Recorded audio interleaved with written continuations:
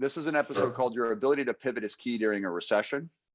So the ability to pivot very, very quickly, as I had to inside my business by letting go half a dozen people who had been with us for a decade or even 15 years. Making those moves swiftly was an absolute necessity for us. We had the ability to afford sustaining this for a longer period of time, but we also saw that the writing was on the wall, and it was a lot of pressure because there were either these individuals who we've grown to care for so deeply that we then had to set free, and we did it in as what I think fair way as possible. Gave as much time as we could possibly afford to give for them to find other positions, and wrote letters of recommendation, and really allowed them to even focus time from work on finding new positions. And yet there was no choice. It was either them or the entire business, and then no one would have the earnings from a business if it's closed. So we really had to make some tough decisions during that. I'm curious where being able to be agile and sort of have that motorboat mentality versus trying to turn around a ship has played a role inside your businesses. What thoughts are you able to share about that with the folks here? Yeah, one that really stands out, and just a fairly recent one, would have been at the start of the pandemic. So my real estate investment business, obviously in real estate, you need to go out and look at houses. You want people to go look at your house, whether you're, an agent or an investor. So being on site in most cases is a necessity. Now I do deals across the country, and I don't always have, boots on the ground or my eyes on them. So there are exceptions to that, but for the most part, in order to be transactional, which our company is nationwide, we needed to be able to show people homes. We needed to be able to see homes ourselves. And when the pandemic came out, so it was March of 2020, it came to a screeching halt, real estate did. So for that month, it was not on pause. It was just on life support. No one was showing homes. People were afraid to come out of their house. They certainly weren't letting people in their houses. So we knew that we had a real problem on our hands. We didn't know if it was going to be 6 months or 6 years like that, but we knew that even 1 week was going to be too long to wait. So, March was just a complete wash. I remember it was one of the worst months we ever had in the company, if not the worst, because there was so much uncertainty. People were just trying to figure out what the virus was at that point, let alone trying to conduct business and buy houses. So we knew that we needed to pivot remotely immediately. As far as remotely doing deals, we needed to be able to utilize technology in order to see the inside of houses. We needed to be able to utilize technology to meet with our buyers and sellers, Zoom calls, for example, remote showings on houses. So as opposed to that in-person, relationship that we had with both buyer and seller, we needed to figure out how to make that relationship just as strong, but over the phone and utilizing, visual and audio technology. So literally overnight or within 30 days, our entire model had to shift from that on-site in-person in-person touch to being a remote touch. It was wild, and we had to pull it off. We knew that failure of making that transition was not an option. So it was kind of all hands on deck, whatever it took mentality. And ultimately we did that. We would have crashed and burned and would not have been able to survive unless we obviously saw what was happening, anticipated maybe that it was going to be like that for a while, some protracted period of time. And we had to put a stopgap in place immediately, and then a new direction moving forward. That would be, one that came off the top of my head. So would you agree then that within that anticipation game, being as prepared and having a strong awareness about your finances continues to remain one of the number one things you should be doing? 100%. It's the awareness. It's everything. It's the people that I think have found over the years that have the biggest issues. They bury their head in the sand. when they've got the biggest problems, as opposed to kind of facing them head on, or just being honest with themselves about it, they'll bury their head in the sand and just hope that they go away. I mean, that's never solved a problem in the history of the world. So yeah, I think it's critical in business. Obviously just personal financial life, you need to know all of your own numbers. You're the master of that. I've been talking about that here on the channel for years. If you don't know what's inside, under your own hood, how can you make, sound, personal, financial, or business decisions? I mean, in the long run, same thing with business. You've got to be able to pivot. So some companies have hundreds of employees, and they still have the ability to pivot because they've got a team. Their management team is looking ahead at all times. They're always forecasting.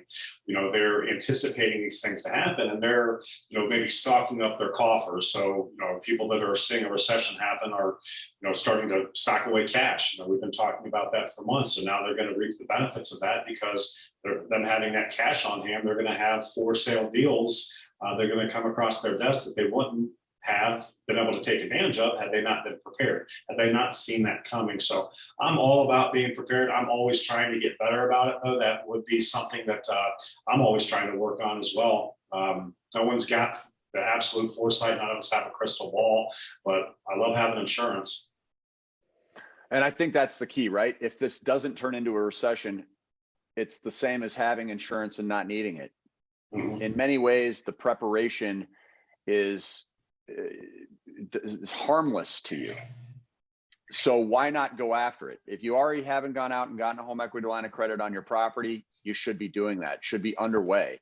I would recommend keeping that at 80% or less combined loan to value between both your first and second position home equity line of credit, because that will reduce the likelihood that HELOC will be frozen in the event of the market actually crashing, because we know that the banks respond by shutting those home equity lines of credit down. They'll often start with the highest loan to values, work down to lower loan to values.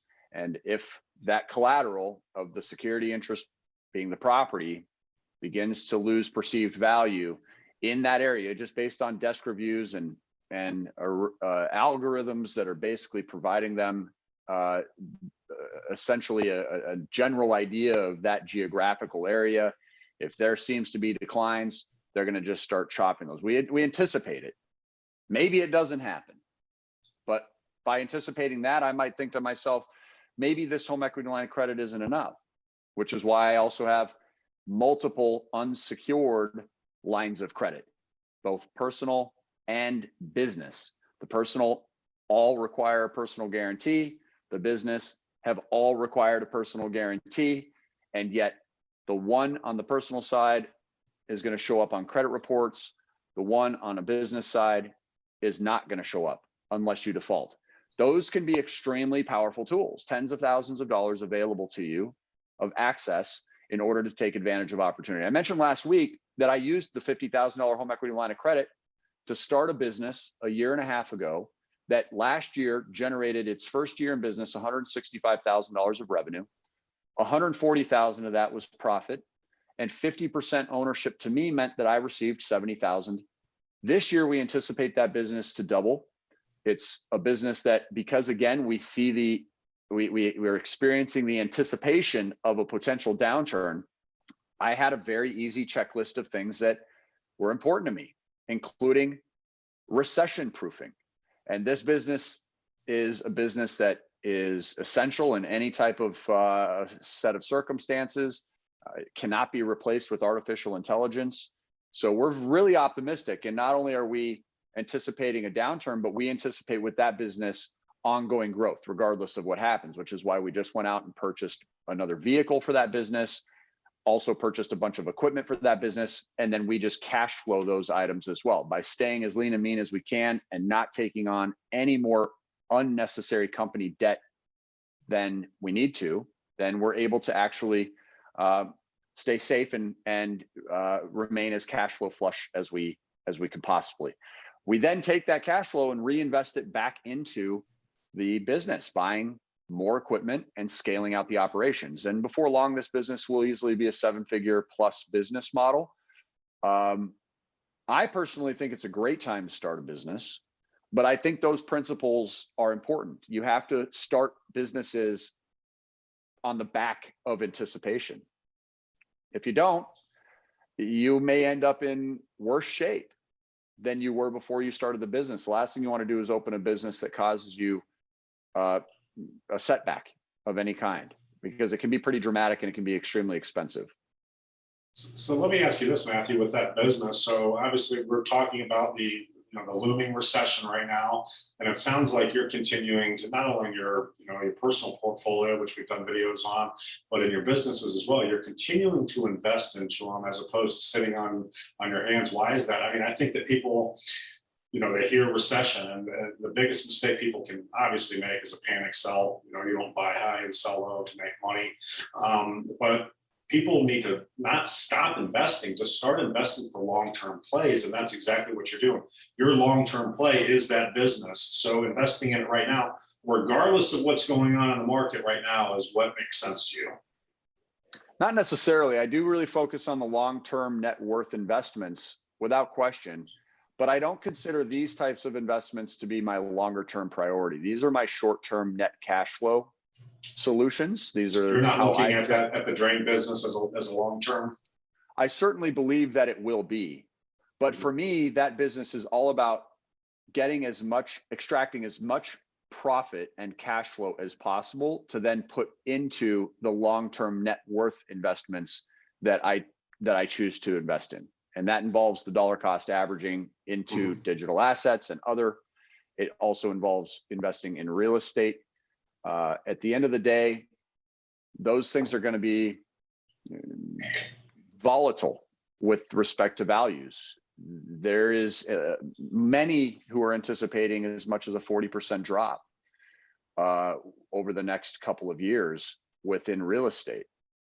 And if that happens, it just doesn't matter to me, because my real estate is not my short-term net cash flow solution. My net cash flow solutions pay my bills. And that's what leaves that extra profit and cash flow for me to then make those other investments. So I have the ability to sustain over long periods of time.